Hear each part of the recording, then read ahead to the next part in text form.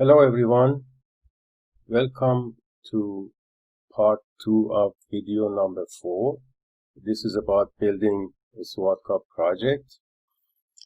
As you may recall, last time we stopped at this point where we created the SWAT-cup model of the Mendoza project, and we edited the files of the Mendoza here, and then we made a one simulation from the original model, and that's what we obtained here. Now today I would like to continue on this, but first I would like to recap a little bit, and I would like to show you the parameters that we edited for Mendoza and the parameters that you need to edit for your project. There are about 9 to 10 simple text parameters that you need to edit. The first one being parameter information file or parinf.txt. Here you specify the number of parameters and the number of simulations that you would like to make, and then a list of the parameters that you would like to calibrate the model for, and also a range of that parameter. In the second file, SPE SW edit definition file, you specify the starting number of simulation and the ending number of simulation. This file has many uses. One you saw last time. If you want to get the initial model run of your the model that you have built before any calibration, then you make the starting and the ending simulation equal to 1. If you want to make an iteration with 500 simulations, then you go from 1 to 500. If your program crashes for some reason and you have done 200 simulations, then you can start from 201 here to 500. You don't have to do from the beginning. Or else, as we shall see, if you have done an iteration of 500 and the best parameter set is number 270, and you would like to put those parameter sets into your SWAT data files, then you go from 270 to 270, and the program only puts that parameter set in the SWAT files. Number 3 is the observed file and the observed reach.txt, but usually we have data from the reach file, that's our discharge, which resides in the output.reach file of SWAT. So here you specify the number of observed variables, and then you specify the variable name, and then the number of data points, and then this is your data. And if you have missing months, then those months are also missing from here, so you start from month number 3. This column is a sequential column of your time step. So if you are simulating monthly from 1999 to the end of 2004, in our case, you go from 1 to the end of 2004 sequentially. And if there are some months that are missing, then they are simply missing from here. And I showed you last time how you can do that simply in Excel and copy paste it to here. So here we have month number 1 and 2, and month number 5 are missing. That's how you account for missing numbers. Next is the extract definition file. Here you specify how you would like to extract, what data you would like to extract from the SWAT output files. In this case, you have output reach, and you have one variable that you want to extract from, and you want to extract it from column number 7. Now, if I could go to column number 7 of the SWAT file, you know this is very easily done. If you go here and you go to output reach, for example, and here you can count simply the number of columns. So this is column number 1, number 2, number 3, number 4, number 5, number 6, and number 7. Number 7 is your flow dot out. Usually it's number 7. Sometimes in the older version of SWAT, these two columns are connected together, and so that counts as one column, and your output column number is number 6, but usually it is number 7. And then here you specify the total number of subbasins and the number of subbasins you want to get for the first variable. Say you have flow, but you have it in several subbasins. So if you have it in 4 subbasins, then you say 4, and then you give the name of those 4 subbasins in increasing order, please. So it should be 7, 10, 14, 20, for example. And then your beginning and ending of the simulation year and your time step. The next file is variable reach file. So if you extract the data from the SWAT files, you would like to put it somewhere, you put it in this file by this name. This name would be the same as subbasin number 7 and Q representing discharge, so it's discharge from subbasin number 7, and you keep the same name, same number, subbasin numbers everywhere the same. The next one is observed text. This is where you define your objective function, and the files, the information that you have to give is simply the number of observed variables, your choice of objective function, your choice of multiple objective or multi-objective function, and then the minimum value of for threshold to calculate the behavioral solution. And then you have the same Q7 flow from subbasin number 7 and some weights as I explained in the last video, and then you have your observation data here. Number 7 is variable file name, and this is simply, again, if you only have one variable, then this is like before, is Q number 7. If you have 4 variables, then you have to specify 4 file names here that you would like to include in your objective function. And then if you, in case, want to extract data that you have no observation for, then there are a whole bunch of extract no observed files from which you can extract the data that you would like. So you're calibrating with discharge only, but you would like to see how nitrate looks like. So in these files you can extract nitrate, and this format is exactly the same as before, except that here you specify the name of the variable that you would like to extract, and you're extracting from reach nitrate. The reach stands for this reach. This is some optional name that should be meaningful. And then the total number of subbasins and the subbasin numbers, and then the number of those subbasins that you would like to extract. Followed by year, beginning and ending year, and not including warm-up period, please. I mean, what you specify here should not include warm-up period. And finally, you have the engine of the SWAT-cup, and this is where you say what you want to do. So in this case, we would like to extract from the reach file, and this is the extract batch file. You have a number of batch files that you can check what you want to do and what you want to run. So these are all really 10 or 9 very simple files, but unfortunately many of you make a lot of mistakes with those files. So before going back to our example, I would like to share 2 important issues with you that keeps coming up. One is about parameter change qualifier. As you recall, in the last video I said that in SWAT-cup we specify a parameter by its hydrologic group, soil texture, land use, subbasin number, and slope. And then there is a qualifier.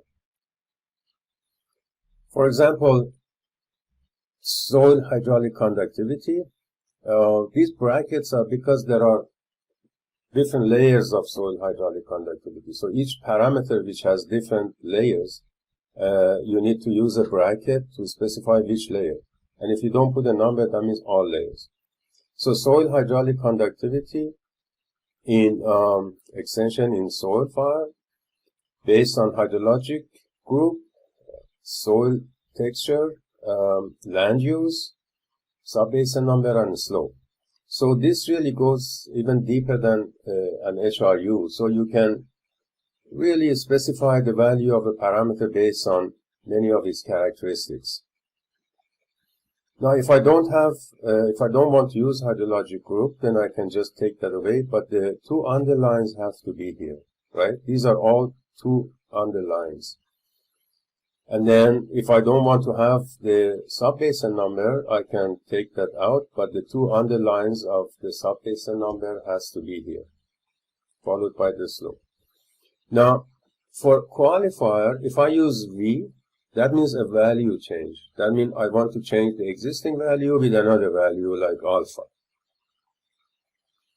If I use R, that means a relative change. That means I want to multiply the existing value by 1 plus alpha, 1 plus a certain number. And if I use A, an additional value change, so I would like to either add or subtract a number from the existing value.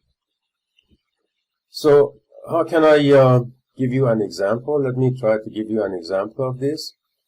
Let's take CN2. CN2, if you go back to SWAT input-output manual, you see that here is definition of CN2 and how CN2 is specified. So initially, based on your soil map, land use map, ArcSWAT assigns a number of CN2 to each HRU. So where does it get those numbers from? It gets it from your soil map and your land use map based on these specifications here. So if your land use falls into these categories and your treatment practices falls in these categories in your management and your hydrologic group fall into these categories, then these are the value of CN2. It's very important that you understand this. And also with other parameters, so you know the changes you are making, what they mean. So if my CN2 value is 672, for example, initially, and I change that to 63, so I'm basically changing my land use, right? And hydrologic group and everything about it. So how exact is your land use map? So if you do put a lot of work in obtaining a land use map, and then you just completely change it when it comes to calibration. So that is not allowed. You have to understand from what value to what value you're changing, and if that makes any sense. So please read this section in your SWAT input-output manual. Now, if I go back to my presentation here, and I show you, initially CN2 has such a value based on land use, soil, etc. And then I would like to make some changes. So if I use V with respect to CN2, if I have such a parameter specification, and I say from 34 to 72, so CN2 number changes from 20, I think, to 90, in that range. So if I use such a specification, what happens is, and my Latin hypercube draws a number, right? The sample from here, and then it implements that, and I get this. So that's what this means. So I'm replacing everywhere all my land uses with one land use. So there goes my heterogeneity of land use and soil and so on. And some people even use this. They have a V, a value change from minus 0.2 to 0.2. That doesn't, what SWAT does, it put everything to 20, for example, if it's a negative number. So this is not allowed. Please don't do this. If you have, again, back to my CN2 distribution map here. Now, if I have a situation like this I want to change CN2 within and about plus minus 20%, right?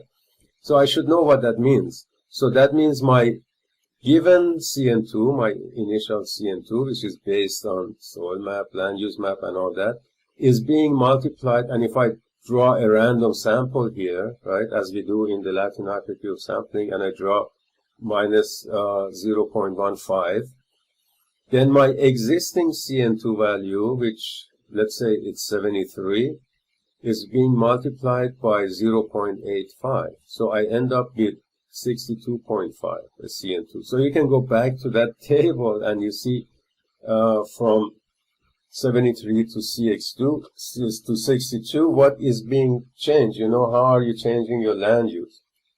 And if I say my initial value was 35, and I multiply that by 0.85, I get 29.7.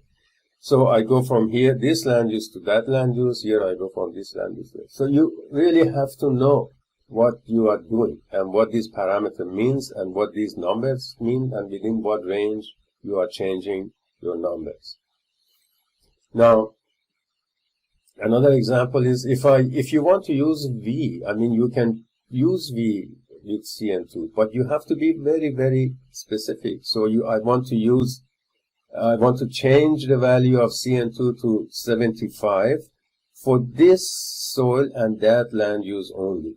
So this will be applied only to these conditions. Or I want to change value, make a value change for CN2. I want to go only for sub-basin number 1. So only in that sub-basin I want to make that change. You cannot use such a condition and put a value on it, right? You cannot make a value change with this condition. Or another option is you give the name of your management file. So exactly in that management file, whatever soil, land use, whatever it has, instead of putting all the other qualifiers, you can give the name of that file. So the SWAT edit program goes to specifically this file and changes the value of CN2 to that number. Now, where do these, how do I know which one to change, which qualifier applies, and where can I find that? And that's very easy. You just have to go to your SWAT parameter files. So let me go up here. For example, let me open this. This is pound. If you have a pound, you see in this first line of every SWAT file, you see that only sub-basin is specified. That means you can define these parameters for only specific sub-basins. There is no land use involved, there is no soil involved, no slope, nothing. Just the specific sub-basin number, I can apply these parameters. If I go to sub-basin, again, here you see that these parameters can only be applied to sub-basin. So in those qualifiers, I can only specify sub-basin number, right? I cannot give soil texture, land use, hydrological, or anything like that. If I go to, let's say, groundwater file, in a groundwater file, you see, you're given an HRU, so groundwater goes down to HRU. The parameters of groundwater can be specified down to HRU level, because here you give also sub-basin number, HRU number, sub-basin number. So you have HRU number 1. Your land use is forest. Your soil type is that, and your slope is that. So I can actually fit this parameter based on a certain land use, certain soil, certain slope, certain HRU number, and a certain sub-basin number. So you have to know your parameter, where it's coming from, and on what basis you can change it. The same with management. Management, you can go down to HRU level. So you can specify soil, land use, slope, and all that. So that's how you know what qualifiers you can use to specify your parameters. To go further here, again, I have put here the CN2 table from the in and out manual of SWAT. It's very important that you really get to know these parameters, right? So you have a feeling for how you can change them and what they mean. Now, don't take the entire range of parameters. So I see a lot of you, first to start, you just open your SWAT-cup, make the project, and you take 20 parameters, whatever you think that you should have. And then you put the entire range, the entire absolute range from the absolute file. This parameter ranges given in this are the absolute physical range of a parameter, which you can edit, by the way, make it more or less. Now, you cannot take that entire range, right? You have to start from a smaller range that from within the existing parameter value. So you take some smaller, or if you have any information that why you should change to a certain range, so you could use that. But don't take initially the entire range of the parameter and then 20 parameters and see whatever you can get out of that. You can end up with completely wrong parameter values, so don't do that. Okay, the next thing I want to share with you is identifiability issue. Now, parameter identifiability problem occurs when model makes the same prediction for more than one value of the parameter. For example, if I have a function like y is equal to a times b times x, then there are infinite number of ways to choose a and b for which the model gives the same answer. Right? A could be 1, B could be 1, Y equal X, A could be 2, B could be 1/2, the same thing. A could be 3, B could be 1/3, again the same thing. So there are many number of ways that A and B can change and I get the same answer. So I cannot identify what A is and what B is. Here is another example for our situations is that take such a watershed, for example. You have rainfall, and this rainfall divides into runoff and infiltration at the surface. Now, we know that if I increase CN2, runoff will increase. If I decrease CN2, runoff will decrease. So, for example, let's say I have a CN2 of equal to 50, and I have a rainfall of about 10 units, and I have a runoff of about 5 units. Now, if I change my CN2 to 60, if I increase CN2, then I would expect that runoff should increase. But if I decrease rainfall at the same time, then my runoff stays the same. If I increase CN2 further and decrease rainfall even further, my runoff stays the same. And the same. I can increase CN2 to any number I want and keep on adjusting the rainfall and I get the same runoff. And I can go the other way. I can decrease CN2, increase rainfall, get the same runoff, decrease it to the minimum value, increase rainfall, and I get the same runoff. So the point here is that I cannot fit CN2 and rainfall at the same time because I cannot identify them independently. I always have the same runoff. So the rainfall is a driving variable.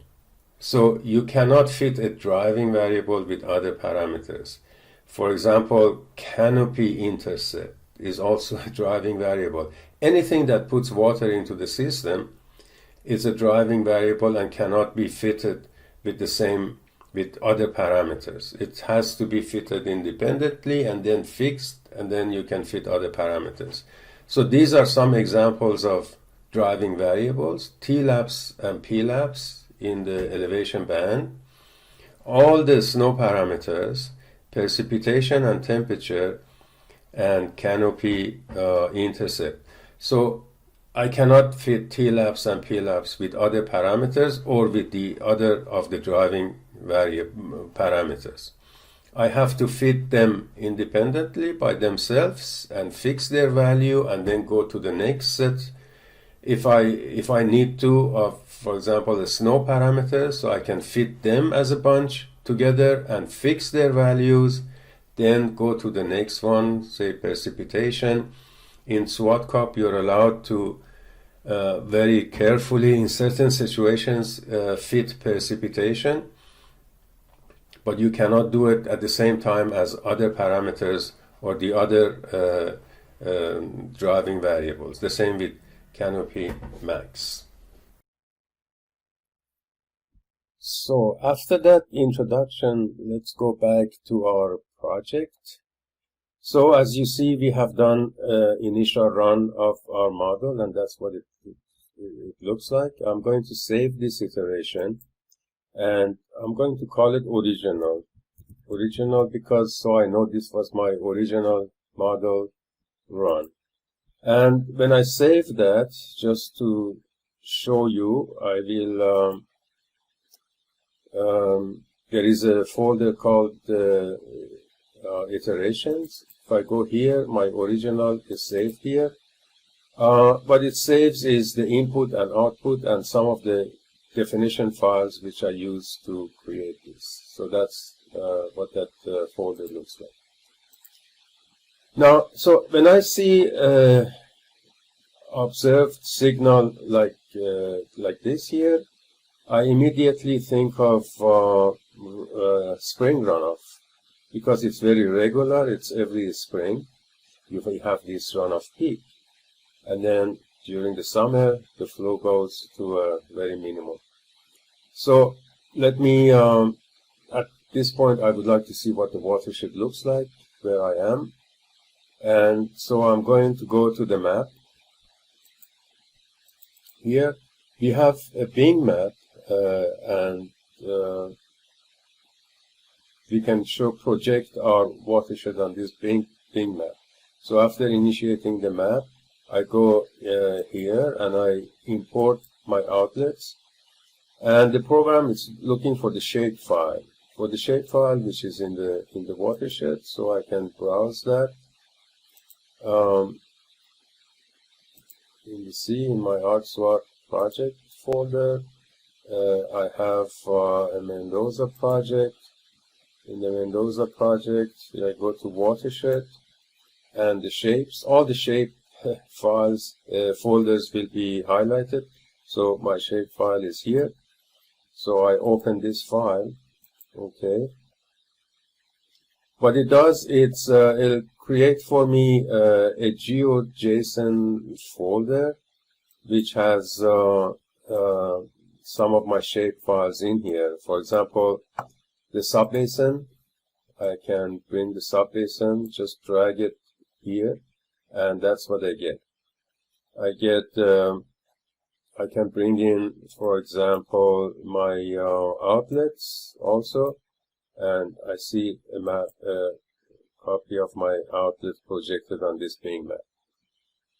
Now, the information that I want from here, you can get a lot of useful information of what is going on in this watershed, but I immediately see that I am in a mountainous region, and there are snow, and maybe there are glaciers. So my guess that of spring runoff was not so bad. We are going to have snow melt. So snow melt is going to be probably dominating the discharge that I see. If you zoom, you can zoom in and get a lot of useful information about what's going on here. And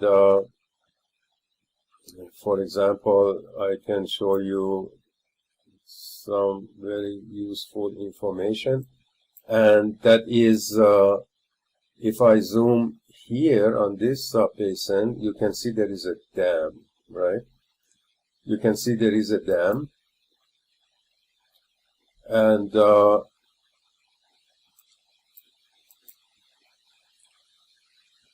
you know that immediately after downstream of the dam, there is no way SWAT can give you at this outlet, which is downstream of this dam.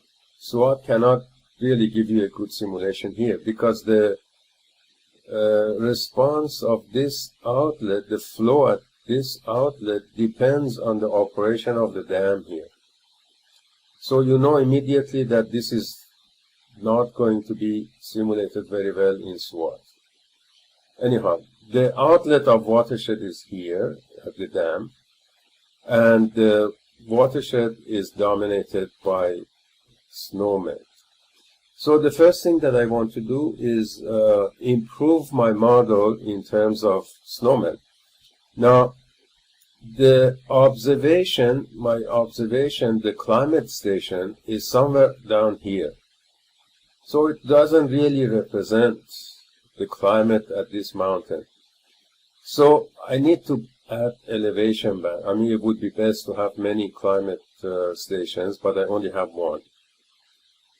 Previously, ArcSWAT gave you a shapefile of the climate stations, but now for some reason it doesn't.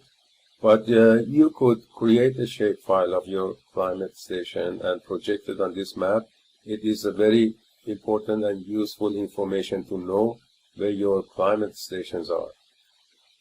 Alright, so here I would like to add elevation band. Then if you haven't already added elevation band when you're creating your project in ArcSWAT, you can do that easily in SWATCUP.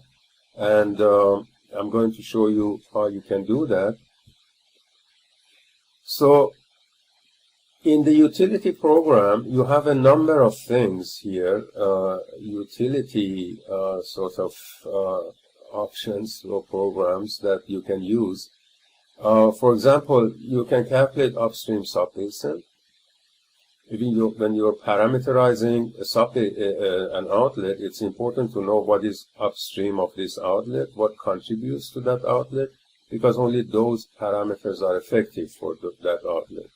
There may be other parameters effective for this outlet, as I said in the first video.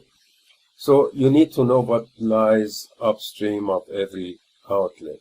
It's important for parameterization. We'll see that a bit more later. Then there is best management practices, different types of BMPs. We go into this a bit later now. And then there is a make elevation band. So if you didn't make elevation band, we can do it here. So let's just go here and try to put some elevation band. So I import file and I browse, and it gives me a make elevation band folder in the utility program which resides in my project. So this is my Mendoza project. Now I have something in the iteration. I have saved one iteration, and in the utility program I have make elevation band. Now there is a PDF README file that if you follow, you can easily make an elevation band, and I'm just going to go through that because many people seem to be using this. So let's just follow the steps here. It says in the ArcSWAT project database, export the table Watershed as an Excel file. So I go to my project database, so I will open that. There should be a file called, table called Watershed here. So I'm just going to export. It says export this as an Excel file. So I will export it as an Excel file. Where? Into the same folder. That means go to where my project is, Mendoza project, and then I have my Swat-cup project here, and utility program, and make elevation band. So I put this file here, copy it, export, yes, everything. Okay, I close this. And then it says, open this file in Excel and delete all columns except subbasin area, elevation mean, and elevation max. So I open this file. And then I delete everything except subbasin. So I delete these. area I need to keep, and then elevation mean and elevation max. So I can delete all of these, keep elevation mean and max, and then I can delete the rest as well. Right, back to my instruction. So I did that. It says in a new column, calculate diff equal to elevation max minus elevation mean. So in a column called diff, I say it's equal to elevation max minus elevation mean equals, and carry this to the end. And next, it says delete all the rows, which are my subbasins, where the difference is too small to consider elevation band, keeping in mind that temperature changes about -6 to -15 degrees per kilometer, and precipitation can change between 1 to 1000 per kilometer. So anything less than kilometers also is it can be deleted. So here I have only 17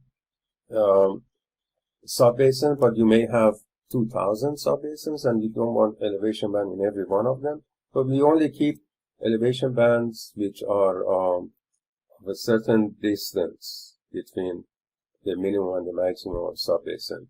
So in one of the steps that I should sort this. So I sort it here, go to data and sort it.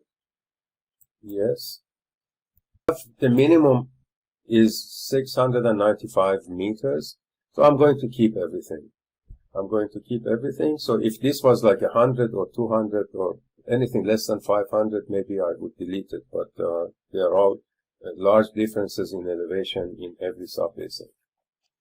So the next thing is 5 elevation bands are usually quite sufficient. Use the following formula to calculate the mid elevation of each band. So max minus mean divided by 10, because I want 5 elevation bands. So I want the middle of each band, to calculate the middle of each band.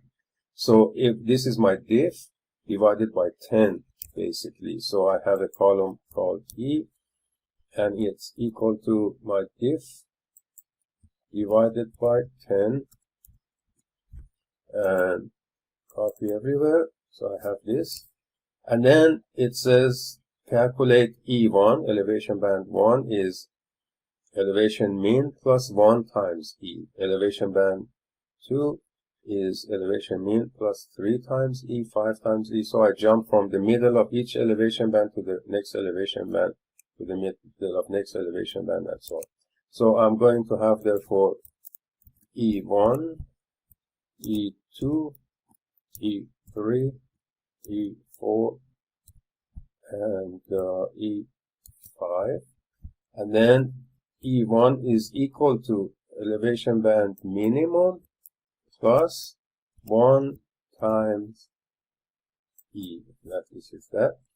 And the next one is equal to minimum plus 3 times E, and the next one is equal to minimum plus 5 times E, and the next one is equal to minimum plus 7 times E equal, and the last one is equal to the minimum plus 9 times E.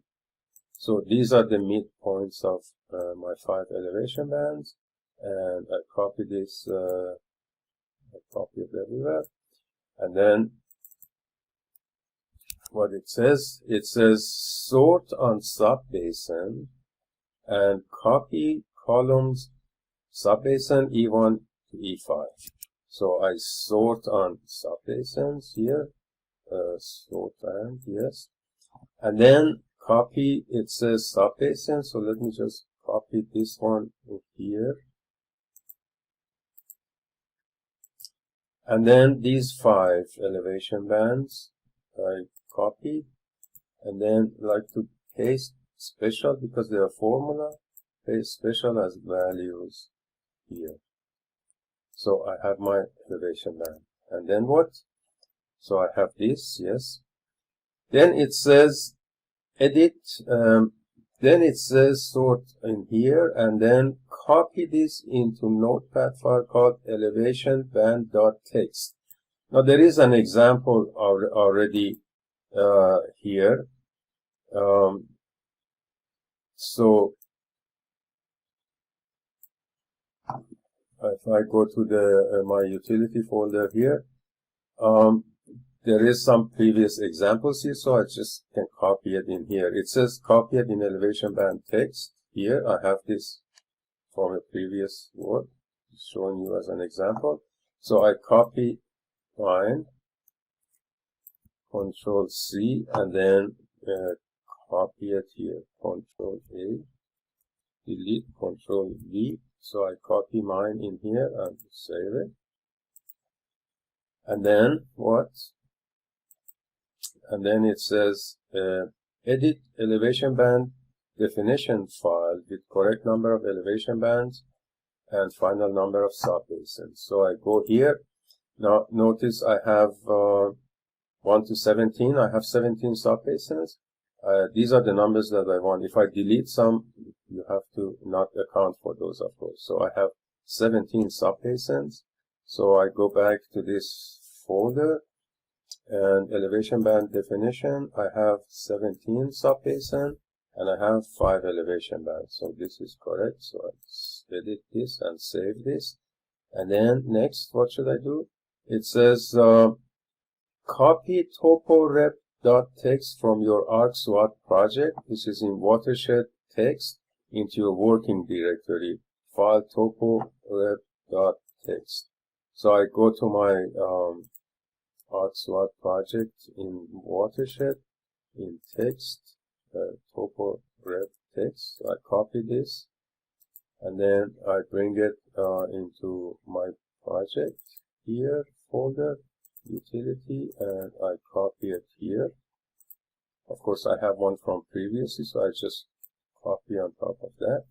And then it says, what should I do? It says, the toporep file has annoying dashes. Run the program replace to get rid of these dashes. So, toporep, yeah, right. I have all these dashes here, so it's hard for programmer to read this. So I just run the replace, and I get rid of those dashes, and it copied it on this topo.x.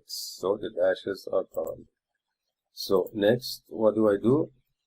And then run elevation band.exe. So that's the last step. I run elevation band.exe, and it gives me a file called model.in with all of my elevation bands. The next thing I do is I copy model.in, copy into my, I copy that here, paste it. There is one, so I overwrite it. So my SWAT edit, if you remember, SWAT edit is the file that replaces parameters into their rightful place. So if I run that, that SWAT edit reads this file, model.in, and does what it says here. So I'm just going to run the SWAT edit. So it ran, and it put those elevation band values, I can check, into the sub. Yes, so here it put all the elevation bands values here and elevation fractions here. So that's how you can add, just took a few minutes to add elevation band to your project. Now, the next step is PLAPS and TLAPS. I mean, elevation band by itself doesn't do anything unless I specify these lapses.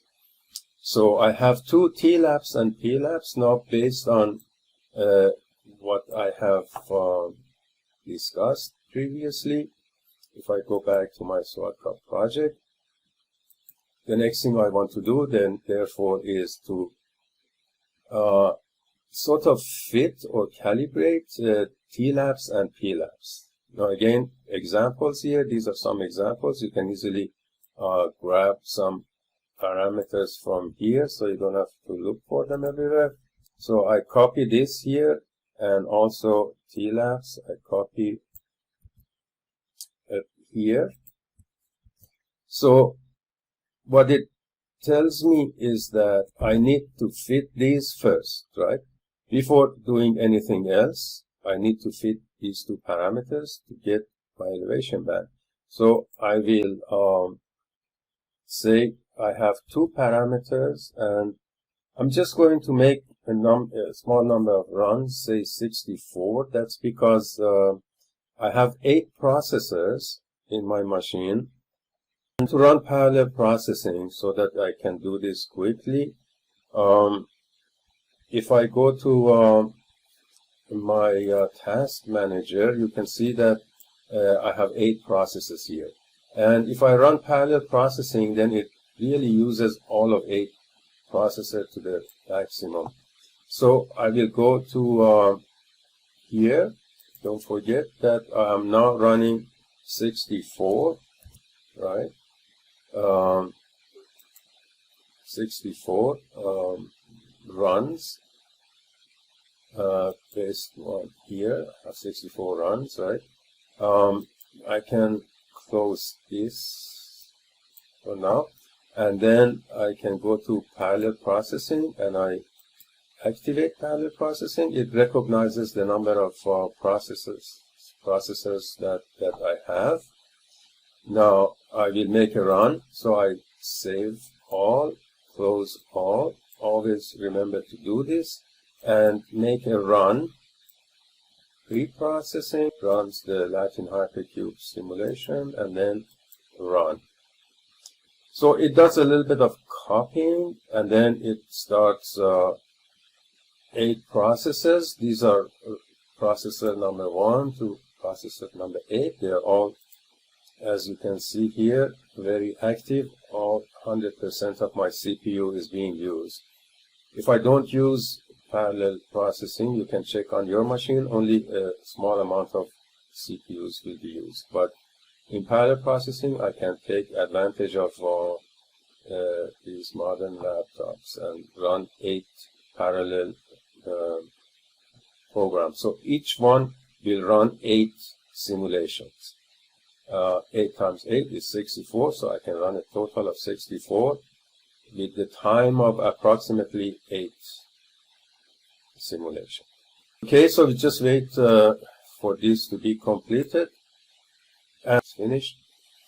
Now I can go here and I can run the post processing using this single object. So everything ran nicely. All right. Now I'm just going to save this iteration. It's important that you save it always, and I call it iteration 1. I may have many iterations of doing different things, so I'm just going to call this elevation band so that I know what parameters have been fitted here. So let me call it elevation band. Okay. So I save this iteration. Now I can go and check my results, the 95 PPU, and this is what I get. Okay. This is what I get. Let me go to the initial original run that I made. In the original run, the output, the single objective, and 95 PPU. So that's what I had originally. This was my blue is my observation, that's my simulation. And now, when I sort of fitted the two LAPS parameters, you can see that I improved quite a bit, right? Now, let me go through these outputs. So the first one was the 95 PPU, which is here. The shaded region is my 95 PPU. The red one is my best simulation, and blue one is my observation. So dotted plot is the next output. What dotted plot is, for every parameter, we only had 2 parameters. It shows you the samples, the Latin hypercube samples. Now I said this is a stratified sampling strategy, so you can see that sort of the entire range of my my parameter has been sampled, right? So the samples are not clustered in one area. And the same with TLAPS. The entire range is sampled. In the y-axis, you have the objective function. In our case, is Nash-Sutcliffe. So PLAPS, for small values of PLAPS, I have small or even negative Nash-Sutcliffe values, which is not very good. As PLAPS increases, right, my Nash-Sutcliffe values increase. My Nash-Sutcliffe values increase, although sometimes in combination with TLAPS, there are some still negative, but I have some positive Nash-Sutcliffe values. And the same for TLAPS. If my TLAPS is small, I have smaller, and then as I increase, I get, as I increase the TLAPS, I get better values. So best values occurring at here, so I have Nash-Sutcliffe around 0.6. So this tells you a little bit of sensitivity of the parameters, right? It says, it shows you if I change the parameter, how objective function changes. So if you get the more random type of changes like this, it's less sensitive. That means it's less sensitive. If you have a trend, if you have a nice trend, like here, if I draw a trend, I can nicely draw a trend, right? If you have a trend, then you have a more sensitive parameter. So my TLAPS is more sensitive than PLAPS, as you see here. So as TLAPS increases, my objective function decreases very much.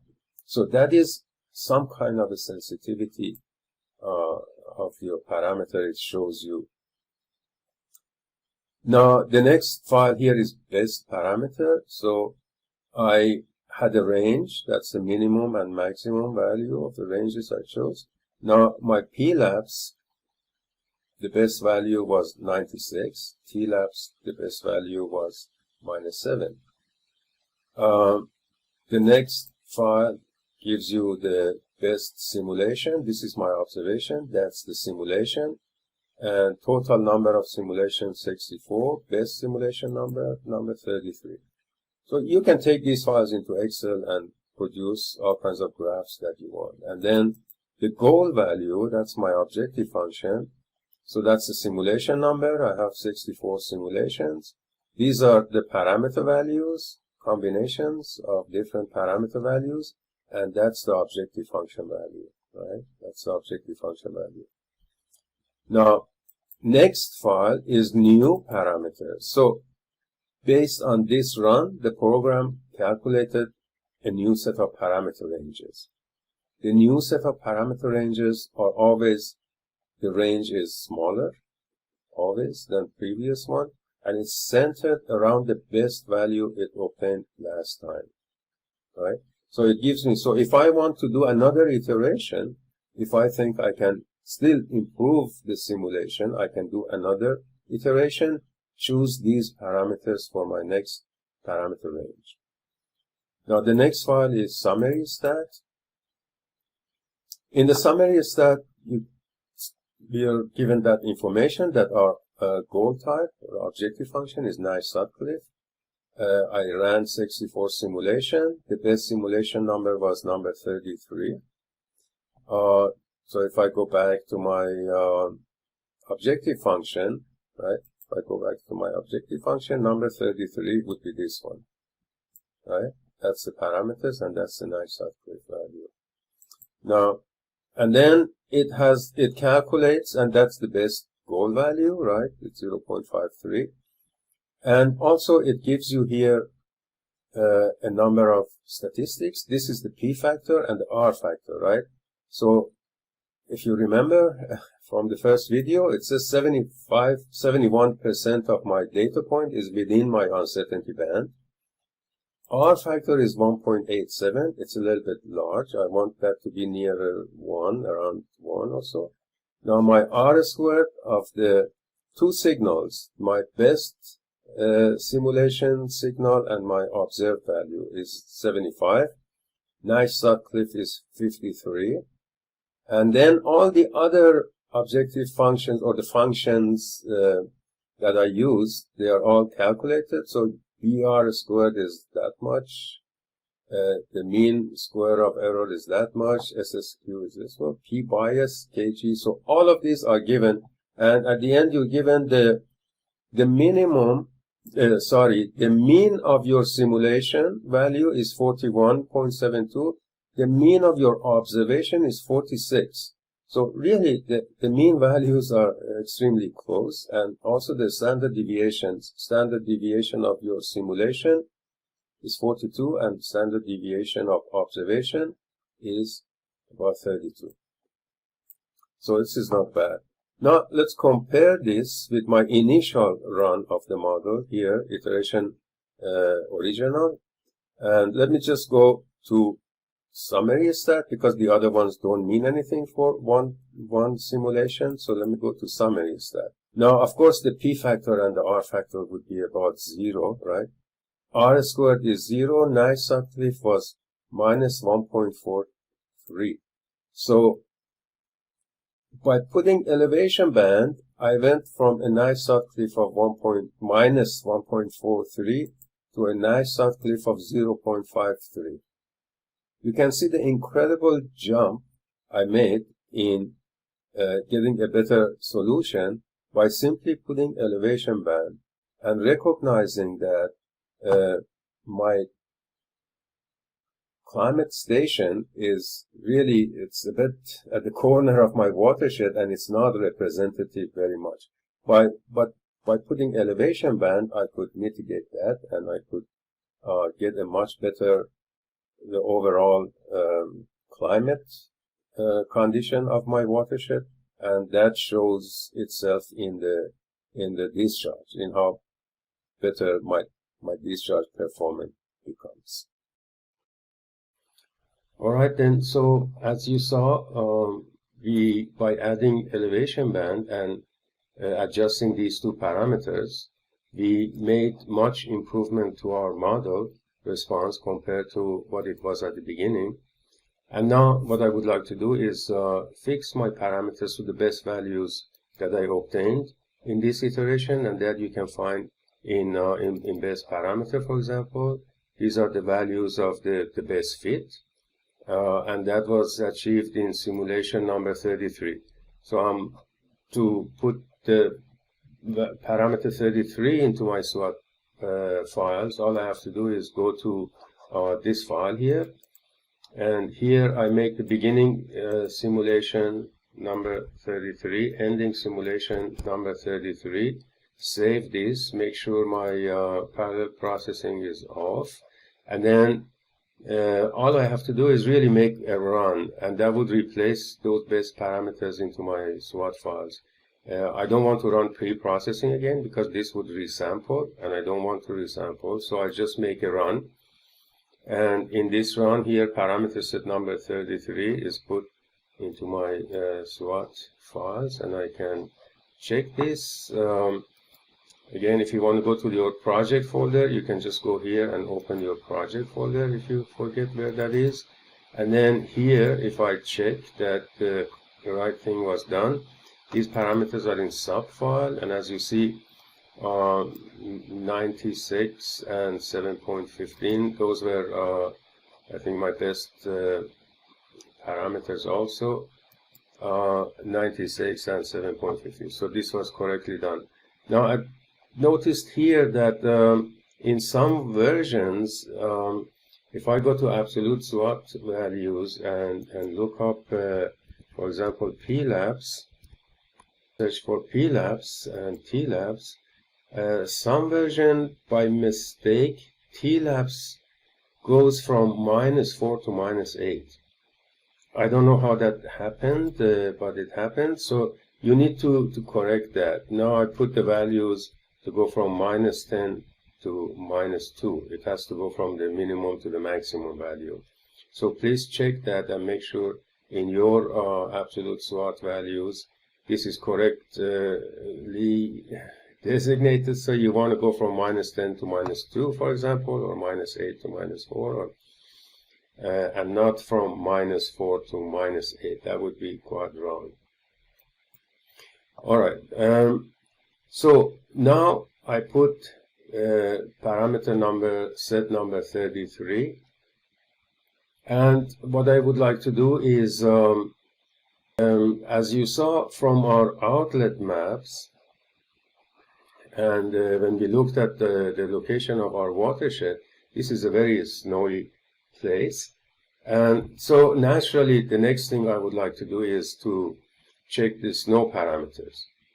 So now I fitted the elevation parameters and fixed them. Next, I would like to look at the snow parameter and fix them. So, but first, what I would like to do is just take a look at my take a look at how my simulation looks at this point. And for that, I will go to parinf, and I would again do what I did at the beginning, just if I want to know what the best simulation looks like. And I bring up this parameter again, just copy and paste it here. As you remember, this doesn't change anything, and I just make one run. I just make a single run with these parameters to see what my simulation looks like at this point. And remember, I have to put this back again to 1 and 1. Then save all, I close all, and then just make a single run, and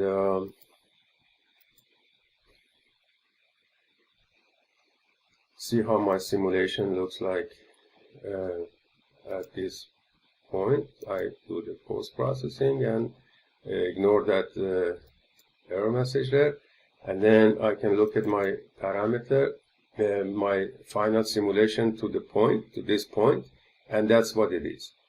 Now remember how it initially looked. My original simulation looked like that. That was my observation. My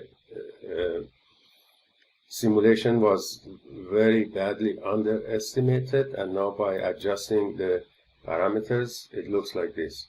So it's improved quite a bit. But still there are some problems, and you see some of the peaks are missing. I'm underestimating the peaks here, and there is a little bit of shift problem here and here, and there is a little bit of base problem here. So there is much room for improvement. And so as I said, the next thing I would look at is snow parameters, and that would probably solve some of these problems. Now you should know that what happened when we changed the elevation band, we put elevation band and fitted TLAPS and PLAPS, we actually modified the climate in the watershed, right? So now PLAPS was about 96. So as you go higher in the elevation, you get more rainfall or snowfall. That's how my simulation was increased so much from the initial run that it was underestimating. Now it has increased quite a bit. That's because I modified the climate in my watershed. So next I will do the snow parameters, but I leave that to video 4 and number 3. So it would be part 3 of video number 4 that I would talk about how to adjust the snow parameters. Thank you for watching.